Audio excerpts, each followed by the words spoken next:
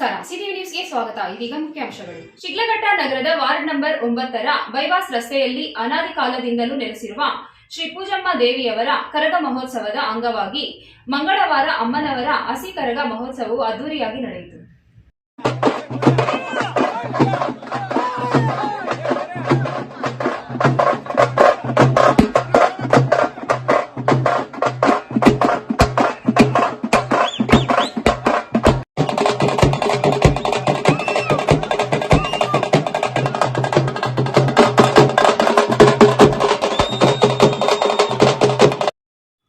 ಶಿಡ್ಲಘಟ್ಟ ನಗರದ ward number 9ರ bypass ರಸ್ತೆಯಲ್ಲಿ ಅನಾದಿ ಕಾಲದಿಂದಲೂ ನೆಲೆಸಿರುವ ಶ್ರೀ ಪೂಜಮ್ಮ ದೇವಿಯವರ ಕರಗ ಮಹೋತ್ಸವದ ಅಂಗವಾಗಿ ಮಂಗಳವಾರ ಅಮ್ಮನವರ ಹಸಿ ಕರಗ ಮಹೋತ್ಸವ ಅದ್ದೂರಿಯಾಗಿ ನಡೆಯಿತು.